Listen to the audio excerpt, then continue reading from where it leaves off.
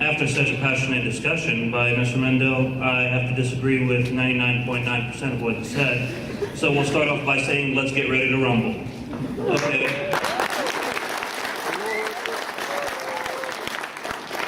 You're absolutely correct, Dr. Mandel, in your assessment that the source of the conflict is not an issue of land, it's not an issue of the establishment of a Palestinian state. You're absolutely correct. The issue and the conflict is Zionism.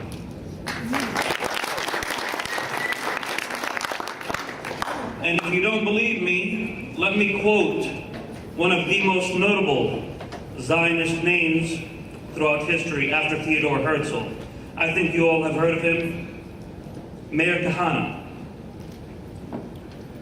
In numerous speeches and essays, and in several books, Meir Kahane preached an arrogant and even genocidal message of Jewish supremacy against anyone who opposes Zionism.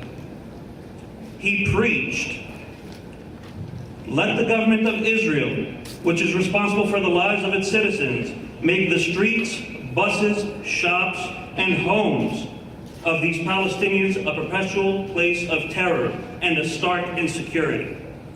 Now, you want to go back in history and you want to quote facts, let's quote facts, but let's quote them correctly. You want to create an opposing force called Hamas that you want to point fingers at, and you want to say they're terrorists, and you want to say they're horrible people, and they're nasty, and they hate babies and children and old people. That's great. Okay, that's absolutely wonderful. Let's go back in history, and let me ask you a question. Why create these terrorists if you cannot handle the terror that you inflicted on them before creating them?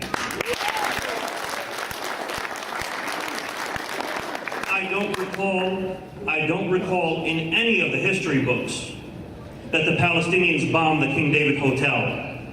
I don't recall that the Palestinians at any point in history assassinated a UN envoy, Mr. Count Folke Bernadotte.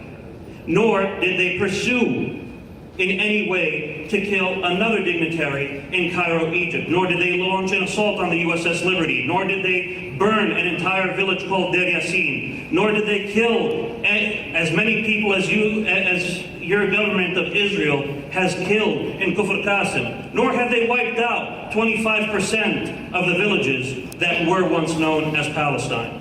So if you want to quote history, let us quote it correctly, and let's do it in an even-handed fashion. You want to talk about the celebration in the streets of our martyrs and handing out sweets? I would love to know where you saw that, because I can tell you right now, there are no celebrations because the people can't afford bread, let alone to give out sweets.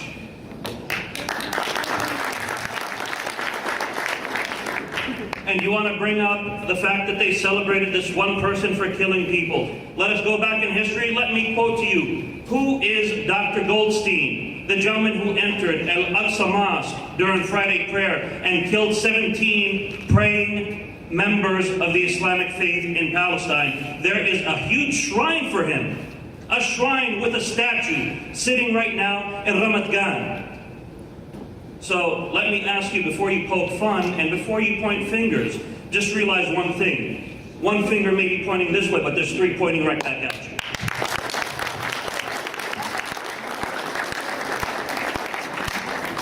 That ends the introductory remarks.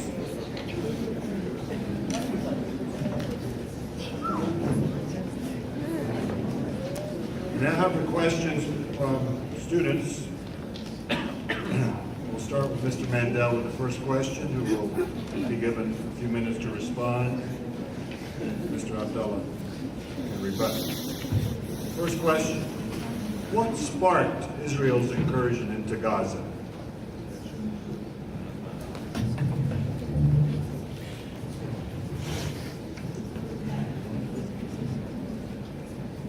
What sparked Israel's incursion into Gaza, I think, is radically obvious.